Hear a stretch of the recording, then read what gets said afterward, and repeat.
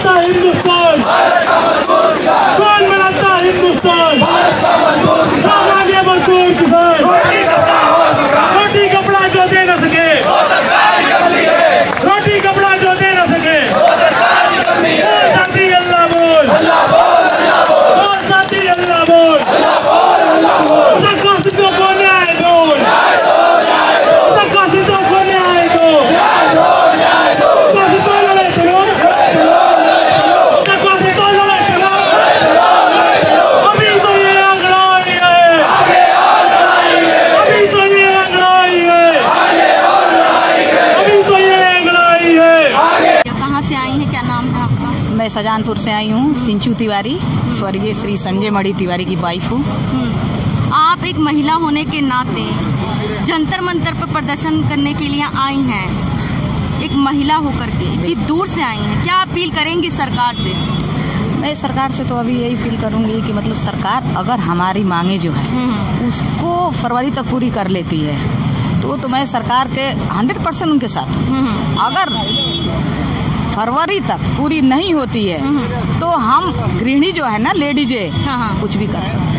क्या ऐसा कुछ भी करेंगे? कुछ भी ऐसा सरकार बनाई, हम ही बनाते हैं, हम लेडीजे ज्यादातर बनाते हैं और लेडीजे ही इस बार गिराएगी। क्यों कि हम मतलब इतनी महिला शक्ति दिखाएंगे आप? बिल्कुल दिखाएंगे, बिल्कुल दिखाएंगे। अगर सरकार हमारी मांगे पूरी कर लेती है, जो हमारी मांगे हैं, जिस चीज से हम लोग मतलब ग्रसित है, हम लोग इतने परेशान है, आज हम लोग कहाँ से यहाँ तक आए हैं आप सोचिए। एक एक पैसे के लिए हम लोग मुमताज हैं। हम लोग को हमारी फैक्ट्री ने एक दायरा बना रखा है, क्या वो नंबर वाइज, आपका इतना नंबर है तो आपको नौकरी दिया जाएगा वरना नहीं। क्या हमारे आदमी ने उसमें नौकरी नहीं किया? हमारे आदमी ने अपना 30 साल 25 साल नहीं दिया? हमारा हक नहीं है क्या? नंबर की दायरा सही है? आप क्या कहती हैं, नंबर की दायरा सही है? हम सरकार से यही कहना चाहते हैं कि उस नंबर को, दायरे को हटाया जाए और हमारे वन टाइम जो रिलैक्सेशन है, केवल एक मांग है मोदी से, हमारी एक मांग है, वो हमारी अगर पूरी कर देते हैं तो आगे उनको मतलब गिरने का कोई चांसेस नहीं, वो भी फरवरी तक हमारी चाहिए रिजल्ट। आप तो ये चेतावनी दे रही हैं? चेतावनी हो या चेतावनी समझे या हाथ जोड़ के हमारी जो वो बोलते हैं ना वो समझे, वो कुछ भी समझ लें। क्योंकि हम लेडीजे इतनी परेशान हो चुके हैं, विकलांग बच्चा हमारा है, देखिए लेकर के परेशान हम हो चुके हैं, कहाँ से दौड़ रहे हैं, कहाँ से आ रहे हैं। हमारे आदमी को उसी फैक्ट्री में डेथ हो जा रही है, फिर भी कुछ नहीं सुनवाई हो रही है, ना पेंशन। अब क्वार्टर 2 साल पूरा हुआ, क्वार्टर से आप निकल जाइए। हम 3 बच्चे लेकर के, जो बताइए हम जाए कहाँ? मोदी जी हमें कहाँ दे रहे हैं? हम लोग सड़क पे रहें, कहाँ रहें आप ये बताइए। किस तरीका से हम एक औरत अपना घर चलाएं? क्या हमें 10,000 पेंशन फेंक दिया जा रहा है, उससे हमारा घर चल जाएगा? मोदी जी आपका है कि आपको नौकरी मिलना चाहिए? मिलनी चाहिए नहीं, 100% मिलनी चाहिए। हम भीख नहीं मांग रहे मोदी जी से, हमारा आदमी उसमें 25 साल उसमें नौकरी किया है, उसका हक चाहिए। हमारे बेटे को अपने पापा का हक चाहिए। बाकी मोदी जी से कुछ नहीं मांग रहे हैं। जितना उनका कुत्ता एक दिन में खा जाता होगा उतना वो हम लोग का पेंशन बना रहे हैं। क्या पेंशन दे रहे हैं? क्या 10,000 12,000 में हमारा फैमिली चल जाएगा? मोदी जी से यही हम पूछना चाहते हैं, अगर उनके मन में कुछ भी अगर इस तरीका का है तो हमारा फरवरी तक हमारा रिजल्ट दे दें और हमें चाहिए 100% रिजल्ट चाहिए, वन टाइम रिलैक्सेशन चाहिए। बाकी हम कुछ नहीं मांगते हैं उनसे। आप क्या बोलेंगी? मैं यही बोलूँगी कि हम लोग का हमारा पति 2011 में ख़त्म हुआ अभी तक और कुछ नहीं हुआ। 4 बच्चे, 2 लड़कियां हैं, 2 लड़के हैं, उसमें हमारा प्लस बेटा एक विकलांगता है, पूरी लेटा रहता है, एक तरह से समझिए लाश है। अब वो लाश मैं लेके कैसे ढोती हूँ, वो ये है। बाकी हम लोग इतने परेशान हैं। सियानी लड़कियां 2 हैं, उनकी भी कुछ। कहाँ से आई, कहाँ से हैं आप? शाहजहानपुर से सब कुछ नहीं सुन रही है हमारी फैक्ट्री। 6-7 साल हो गई, कोई सुनवाई नहीं है। बस नंबर और न तो बस कि अब हो जाएगा, कोई सुनवाई नहीं है, कोई पता नहीं है। क्वार्टर से हम लोग को दूध की मक्खी के जैसा निकाल कर फेंक दिया गया है। बच्चों लेकर के हम कहाँ भटकते हैं, क्या है कुछ अता पता ही नहीं, घर न मकान है न कुछ। ये थी महिलाओं की पीड़ा जो आंसुओं से दिख रही है। साफ आप तस्वीरों में देख सकते हैं कितनी पीड़ा लेकर के आज ये जंतर मंतर पर आई हैं। टेंशन में कैसे गुजारा करा जाए, कैसे खाया जाए, कैसे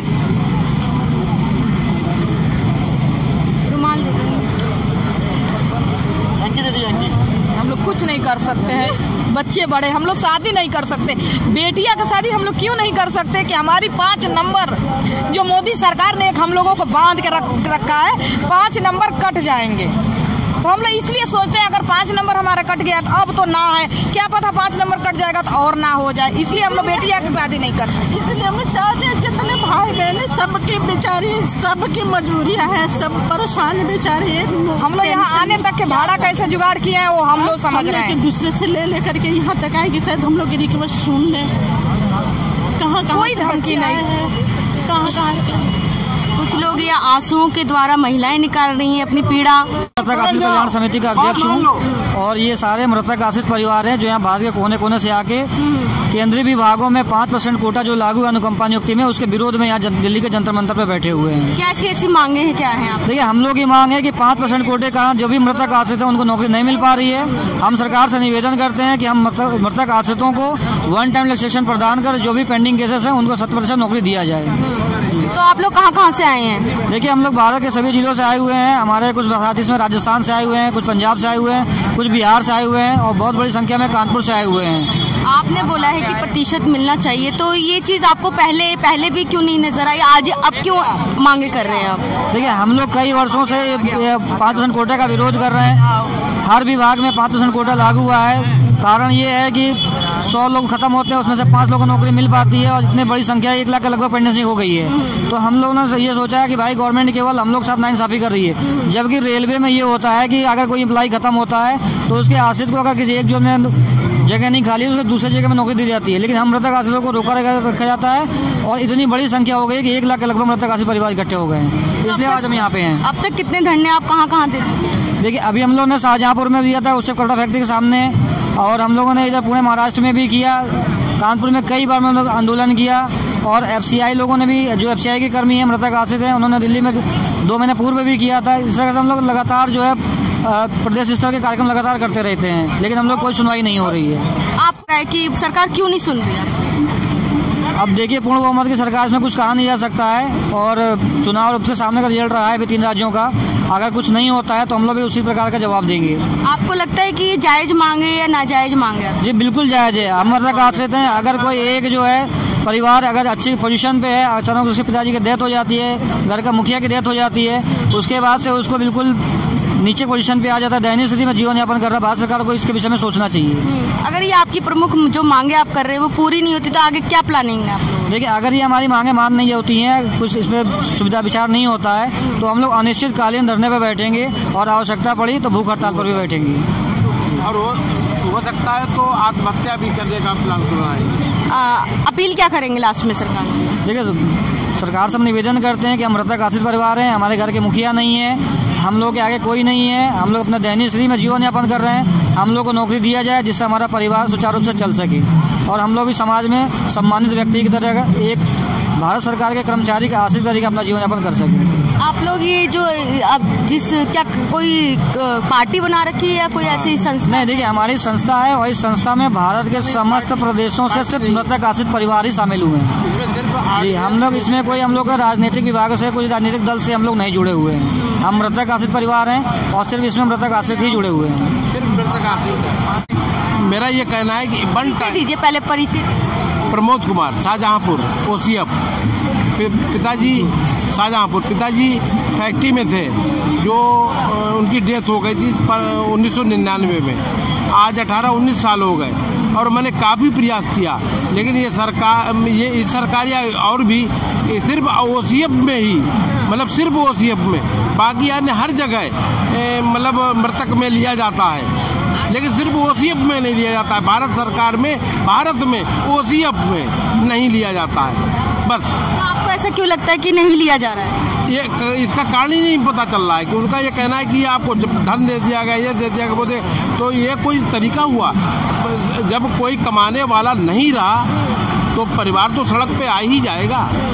भाई, हम बहनों की शादी करना, भाइयों की शादी करना, अपनी शादी मान लीजिए नहीं हुई तो करना, तो ये सब कुछ कितना आपको 2-4 करोड़ थोड़ी मिल जाता है।